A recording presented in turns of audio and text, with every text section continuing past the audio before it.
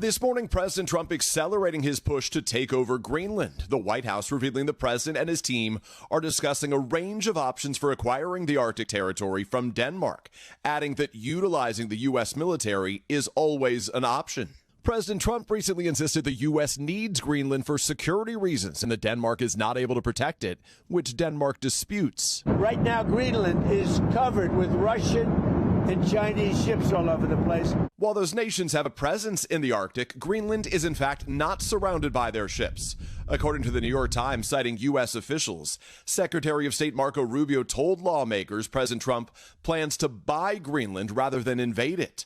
The Times reports the president asked aides to give him an updated plan for acquiring the territory. The U.S. military has a base on the island. Vice President Vance visited it last year. On Tuesday, Denmark and 6 other NATO allies delivering a strongly worded response to the president's comments, writing Greenland belongs to its people. But top White House aide Stephen Miller asserts, obviously, Greenland should be part of the United States. Democrats sharply critical, but saying after the Venezuela operation, the president's words have to be taken seriously. I certainly was amongst those who, 12 months ago or 6 months ago, dismissed his talk of taking over Greenland as an intentional distraction. I think now you have to really think about what's in the president's brain. And multiple Republicans say they're opposed to taking control of Greenland by force, including House Speaker Mike Johnson. Look, no, I don't think that's appropriate. And it comes as the president is trying to unite his party, rallying House Republicans yesterday and hitting home the consequences of the upcoming midterm elections as he sees it. You got to win the midterms, because if we don't win the midterms, it's just going to be, they'll find a reason to impeach me. I'll get impeached. Back to that clash over Greenland for a moment. Greenland and the Danish government announced that they have asked for a meeting with Secretary of State Marco Rubio following the president's latest comments.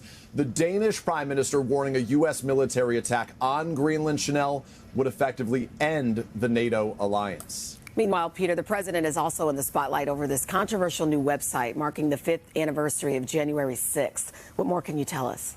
Yeah, that's right. So 5 years after hundreds of the president's supporters stormed the Capitol over his false election claims, the White House posted a website that really rewrites the history of that day. It calls the rioters peaceful protesters, blames Capitol police officers for deliberately escalating tensions, although video footage, like you see here, shows rioters assaulting those officers. The site also falsely claims that Democrats staged the real insurrection. It criticizes Mike Pence for certifying the election, calling it a betrayal. Finally, this newly posted website asserts that the president acted decisively on that day, even though congressional investigations that included text messages have revealed some of the president's own aides, allies, family members called on him to speak out sooner as the situation was spiraling out of control. Late Tuesday, Chanel, Democrats held a vigil to commemorate the January 6th anniversary.